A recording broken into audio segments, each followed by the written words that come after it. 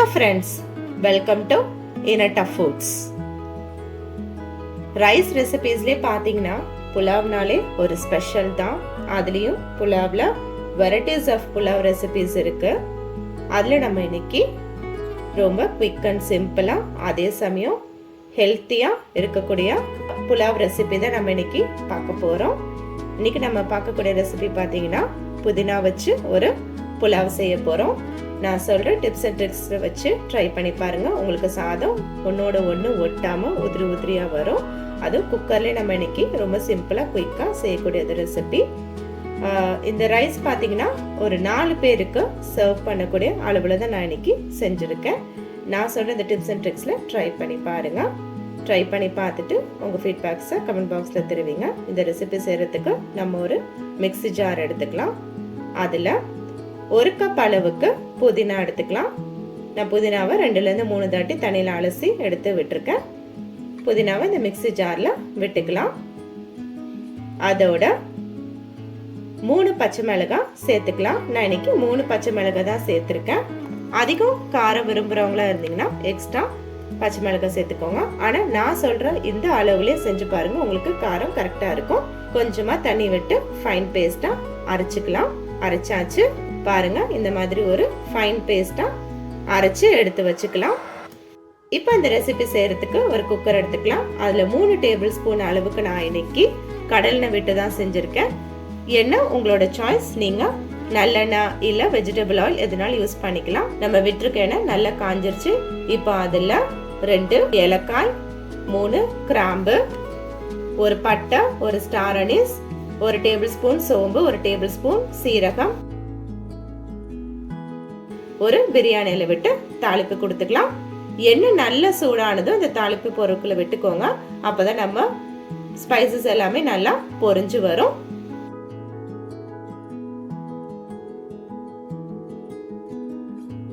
நம்ம விட்டுருக்க ஸ்பைசஸ் எல்லாம் நல்லா பொரிஞ்சதுக்கு அப்புறம் இதுல நம்ம எடுத்து வச்சிருக்க 2 மீடியம் சைஸ் வெங்காயத்தை விட்டுக்கலாம். நான் வெங்காயத்தை நீல வாக்குல கட் பண்ணி சேர்த்திருக்கேன்.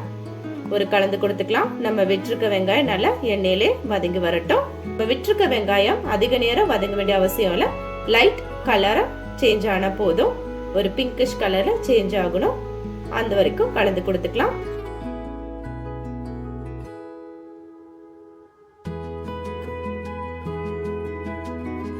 நம்ம விட்டுருக்க வெங்காயம் சீக்கிரம் வதங்கி வரதுக்கும் இந்த ரெசிபிக்கு தேவையான அளவுக்கு உப்பு சேர்த்துக்கலாம். நம்ம இப்போ 1 டேபிள் ஸ்பூன் அளவுக்கு உப்பு சேர்த்துக்கலாம்.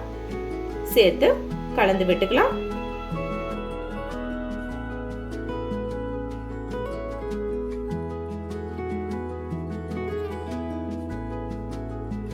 இதோட கொஞ்சமா கருவேப்பிலை சேர்த்து கலந்து கொடுத்துக்கலாம்.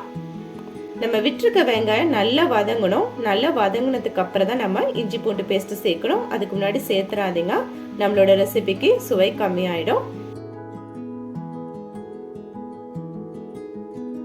இப்போ நான் 1 டேபிள் ஸ்பூன் அளவுக்கு இஞ்சி பூண்டு பேஸ்ட் சேர்த்துருக்கேன். அதையும் இந்த எண்ணெய் கலவையில நல்லா கலந்து கொடுத்துக்கலாம். ஒரு 2 மினிட்ஸ்க்கு நல்லா கலந்து கொடுத்துருக்கலாம். நம்ம விட்டுருக்க இஞ்சி பூண்டு பேஸ்டோட பச்சை வாசம் போற அளவுக்கு கலந்து கொடுத்துக்கலாம்.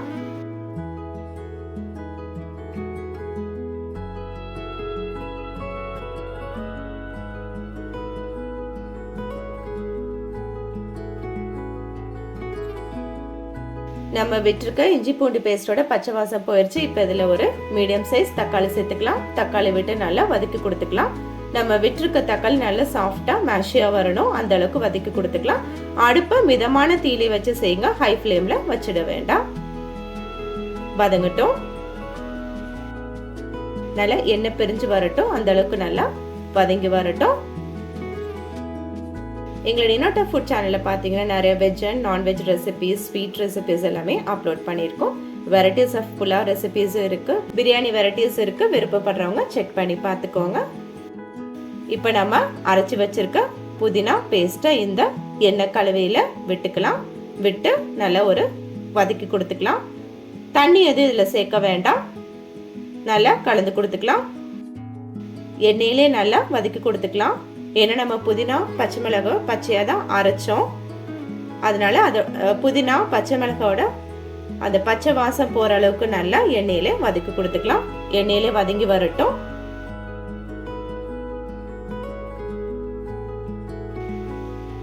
நான் இன்னைக்கு இந்த புதினா புலாவ் ரெசிபி செய்யறதுக்கு 1 கப் அளவுக்கு ரைஸ் எடுத்திருக்கேன். நான் நார்மல் சாப்பாடு ரைஸ் தான் எடுத்திருக்கேன்.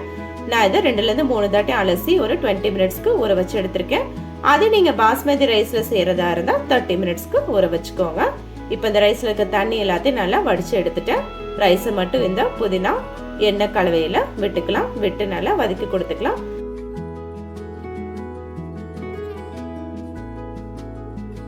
இப்போ நம்ம ரைஸ் ஒன்னோட ஒன்று ஒட்டாம வரதுக்கு ஒரு டிப்ஸ் சொல்றேன். நம்ம இதில் 1 டேபிள் ஸ்பூன் அளவுக்கு பட்டர் விட்டுக்கலாம். நம்ம பட்டர் இப்படி விட்டு நம்ம அரிசியோட கலந்து கொடுக்கும் போது பார்த்தீங்கன்னா நம்மளோட ரைஸ் ஒன்னோட ஒன்று ஒட்டாமையும் அதே சமயம் உதிரி உதிரியாக வரும். அதுக்காக நம்ம 1 டேபிள் ஸ்பூன் பட்டர் விட்டுக்கிறோம். நீங்கள் ஒரு டைம் உங்கள் வீட்டில் ட்ரை பண்ணி பாருங்க. நம்ம விட்டுருக்க பட்டர் புதினா கலவைகள் எல்லாமே ரைஸில் இறங்குற அளவுக்கு ஒரு 2 மினிட்ஸ்க்கு நல்லா கலந்து கொடுத்துக்கலாம். பொறுமையாக கலந்து கொடுத்துக்கலாம். நல்லா இறங்கட்டும். தண்ணி எதுவுமே இல்லாமல் ரைஸ் விட்டுக்கோங்க.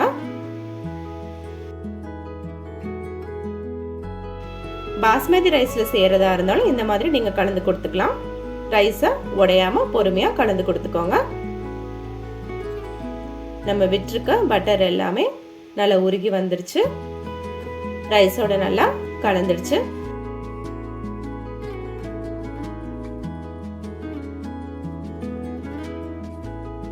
நான் இன்னைக்கு இந்த டம்ளர் அளவுக்கு தான் ரைஸ் எடுத்திருக்கேன். அதனால நான் 2 கப் அளவுக்கு தண்ணி விட்டுக்கிறேன். நான் நார்மல் சாப்பாடு ரைஸ் எடுத்துக்கிறதுனால 1 கப் ரைஸ்க்கு 2 கப் தண்ணி விட்டுக்கிறேன். அதே நீங்க பாஸ்மதி ரைஸ் எடுத்துக்கிறதா இருந்தா 1.5 டம்ளர் அளவுக்கு தண்ணி விட்டுக்கோங்க. அதுவே போதுமானதா இருக்கும். நான் நார்மல் சாப்பாடு ரைஸ் எடுத்ததுனால 2 டம்ளர் அளவுக்கு தண்ணி விட்டு ஒரு கலந்து கொடுத்துக்கிறேன். நல்லா கலந்து கொடுத்துக்கோங்க. அடுப்பை ஹை ஃப்ளேம்லேயே வச்சு கலந்து கொடுத்துக்கோங்க. நல்ல ஒரு கொதி வரட்டும். நல்ல ஒரு கொதி வரும் போது நம்ம உப்பு காரத்தோட டேஸ்ட் எல்லாமே செக் பண்ணி பார்த்துக்கலாம். ஒரு கொதி வரதுக்கு முன்னாடி செக் பண்ணிக்காதீங்க. உப்போட டேஸ்ட் நமக்கு தெரியாமல் போயிடும். உப்போட டேஸ்ட் பார்த்தீங்கன்னா கொஞ்சம் தூக்கலாக இருக்கணும். அப்போ தான் நம்ம ரெசிபிக்கு உப்பு கரெக்டாக இருக்கும். நல்ல ஒரு கொதி வர ஆரம்பிச்சிருச்சு. இப்போ நம்ம எண்ணெயெல்லாம் நகர்த்தி விட்டுட்டு உப்பை செக் பண்ணி பார்த்துக்கலாம்.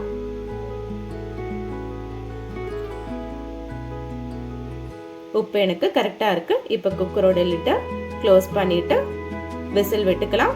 நான் அடுப்பை ஹை ஃப்ளேம்லேயே வச்சுட்டு ஃபர்ஸ்ட் விசில் விட்டுக்கோங்க.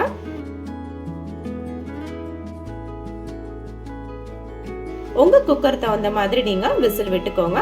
அது நீங்க பாஸ்மதி ரைஸ்ல செய்யறதா இருந்தா ஹை ஃப்ளேம்ல வச்சு ஒரு விசில் வந்ததும் ஸ்டவ் ஆஃப் பண்ணிக்கலாம்.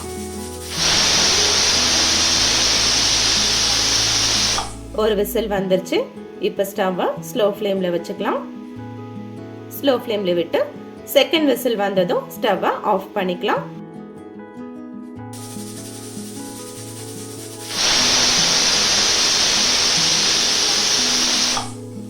இப்போ செகண்ட் விசில் வந்துருச்சு. ஸ்டவ் ஆஃப் பண்ணிக்கிறேன்.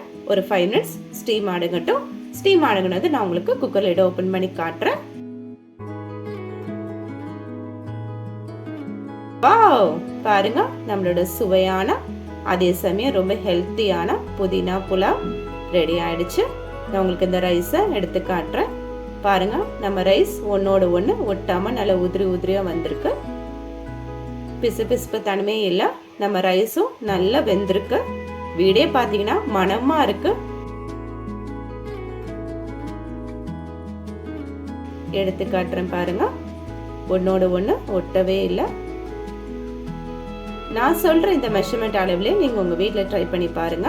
குக்கர்லேயே ட்ரை பண்ணி பாருங்க. உங்களுக்கு ரைஸ் குலையாமையும் அதே சமயம் ஒன்னோட ஒன்று ஒட்டாமையும் உங்களுக்கு ரைஸ் சூப்பராக கிடைக்கும். நம்ம இன்னைக்கு இந்த ரைஸை ஒரு ரைத்தாவோட சர்வ் பண்ணிக்கலாம்.